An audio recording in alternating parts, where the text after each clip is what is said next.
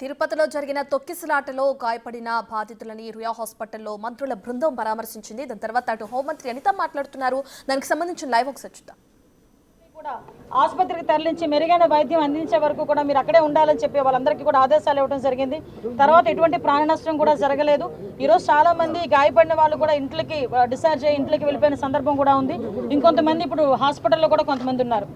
చనిపోయిన వాళ్ళందరికీ కూడా ప్రాణాన్ని తిరిగి తీసుకురాలేం, కానీ కంపల్సరీగా కుటుంబానికి ఆదుకోవాలని చెప్పి ఇతర రాష్ట్ర ప్రజలకి కూడా ఈరోజు కాంపెన్సేషన్ అనేది అనౌన్స్ చేయడం జరిగింది. ఎందుకంటే ఎవరైనా భక్తులందరూ కూడా ఇక్కడికి రావడం జరిగింది కాబట్టి ఇక్కడ గవర్నమెంట్ ఈరోజు బాధ్యత తీసుకుని వాళ్ళందరికీ కూడా కాంపెన్సేషన్ ఇవ్వడమే కాదు, వాళ్ళని ఎంత గౌరవంగా ఇక్కడ నుంచి మళ్ళీ ఆ ప్రాంతాలకి పంపించి ఆ దహన సంస్కారాలు జరిగే కార్యక్రమం వరకు కూడా చూసుకోమని ఈరోజు గవర్నమెంట్ కూడా ఆదేశాలు ఇవ్వడం జరిగింది. ఎవరైతే ఇందాక మీరు అన్నారు కొన్న సమన్వయ లోపమా, లేకపోతే ఏదైనా పోలీస్ వైఫల్యమా, లేకపోతే అడ్మినిస్ట్రేషన్ వైఫల్యమా, ఏది అన్నది చాలా క్లియర్గా సీసీ కెమెరాస్ ప్రతి చోట ఉన్నాయి. మీకు తెలుసు, ప్రతి చోట ఉన్న సీసీ కెమెరాలో ఏం జరిగింది అన్నది కూడా మేము అధ్యయనం చేసుకుంటాం. ప్రతి ఒక్కటి కూడా ఎంక్వైరీ జరుగుతుంది. ఇప్పటికే ఒక ప్రాథమిక నివేదిక అన్నది ఎస్పీ గారు, కలెక్టర్ గారు కలిపి ఈరోజు ముఖ్యమంత్రి గారికి మాకు కూడా అందజేస్తున్నారు. బాధ్యులు ఎవరైనా కూడా బాధ్యతారహితంగా పనిచేస్తే వాళ్ళ మీద ఎట్టి పరిస్థితులను కూడా చర్యలు ఉంటాయి. కంపల్సరీగా ప్రభుత్వపరమైన చర్యలు ఉంటాయి. అందులో కూడా వెనకాడే పరిస్థితి లేదు. ఫర్దర్గా ఇటువంటి సంఘటనలు జరగకుండా చూసుకునే బాధ్యత కూడా తీసుకుంటాం. ఎప్పుడు లేని విధంగా ఎప్పుడు ప్రతిసారి వస్తూనే ఉంటారు లక్షలాది మంది ప్రజలు. ఇంకొంచెం ఇంకా చాలా ఎక్కువ మంది వచ్చారు. దానికి తగ్గట్టుగానే ఈరోజు అన్ని ఏర్పాట్లు కూడా చేసుకున్నాం. దయచేసి ప్రజలందరూ కూడా, ముఖ్యంగా ప్రతిపక్షాల వాళ్ళు, ప్రజలు అందరూ కూడా అర్థం చేసుకోవాల్సిన విషయం ఏంటంటే ఇది ఒక దురదృష్టకరమైన యాక్సిడెంట్ సంఘటన జరిగింది. దీనికి ఫర్దర్గా జరగకుండా బాధ్యత కూడా మేము గవర్నమెంట్ తీసుకుంటాం. ఇప్పటి వరకు జరిగిన దానికి కూడా చింతిస్తున్నాం. దానికి కూడా బాధ్యత వహిస్తూనే ఈరోజు ఆ కుటుంబాన్ని అందరికీ కూడా ఎక్స్గ్రేషియా ప్రకటించి ఆ కుటుంబానికి మేము అండగా, అంటే మళ్ళీ చెప్తున్న, పోయిన ప్రాణాన్ని ఎవరు తిరిగి తీసుకురాలేరు, కానీ కుటుంబానికి అండగా ఉండే బాధ్యత కూడా గవర్నమెంట్ తీసుకుంటుంది.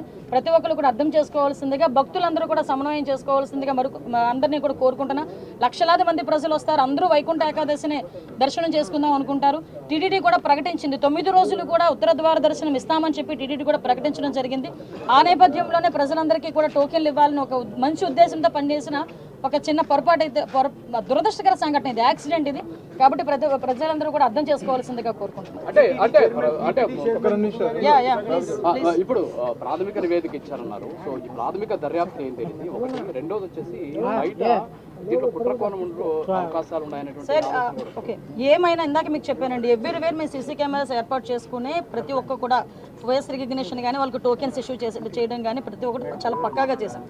ఎక్కడైనా కుట్రకోణం ఉందని ఆ కోణంలో కూడా మేము కూడా దర్యాప్తు చేస్తున్నాం. ఏదైనా కుట్రకోణం ఉందా, లేకపోతే బై యాక్సిడెంట్ జరిగిందా, ఇప్పుడు ఇమీడియట్గా మేము కుట్రకోణం ఉందని మేము మాట్లాడకూడదు, మా దగ్గర ఆధారాలు లేకుండా మేము మాట్లాడకూడదు. కాబట్టి ఒక ప్రాథమిక నివేదిక వచ్చింది. దీని మీద పూర్తి స్థాయిలో దర్యాప్తు జరపమని గౌరవ ముఖ్యమంత్రి గారు కూడా ఆదేశాలు ఇవ్వడం జరిగింది. దీని మీద మనం అబ్జర్వ్ చేసుకుంటే తిరుపతి అంశం అనేసరికి చాలా సెన్సిటివ్ అంశం. కాబట్టి దేశంలో ఉన్న ప్రధానమంత్రి నుంచి ప్రతి ఒక్కరు కూడా ఈరోజు మిగతా రాష్ట్ర ముఖ్యమంత్రులు కూడా స్పందించారు.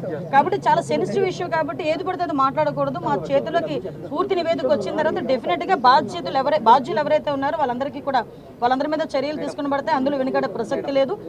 భక్తులు శ్రేయసే ముఖ్యంగా మేము పనిచేస్తున్నాం. టీటీడీ చైర్మన్ గారు ముందుగానే తమకు ఫీడ్బ్యాక్ ఉందని చెప్పేసి అధికారులకు తెలియజేయడం జరిగిందని చెప్పేసి ప్రెస్ మీట్ లో చెప్పారు. మరి టీటీడీ చైర్మన్ గారు చెప్పిన తర్వాత కూడా అధికారులలో లేదండి, మీరు అన్నది నిజంగా టీటీడీ చైర్మన్ గారు ముందు నివేదిక ఇచ్చింది.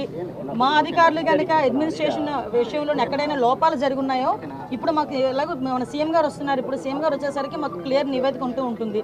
నిజంగా అలాంటి పరిస్థితులు ఏమైనా ఉన్నాయి, ఎవరైనా ఏ స్థాయిలో వ్యక్తి అయినా కూడా అతని మీద చర్యలు తీసుకోవడానికి ఎక్కడ కూడా వెనుకాడం.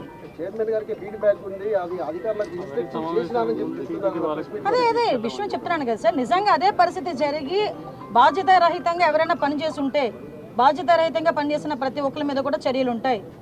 ఇదేది దాగేదేం కాదు కదా. ఈ రోజు కాకపోతే రేపైనా తెలుస్తుంది ఎవరు బాధ్యతారహితంగా పనిచేశారన్నది. కాకపోతే ప్రతి ఒక్కరు కూడా బాధ్యతారహితంగా పనిచేయాలని మేము కోరుకుంటున్నాం. ఎందుకంటే లక్షలాది మంది భక్తులు వచ్చే పుణ్యక్షేత్రం ఇది.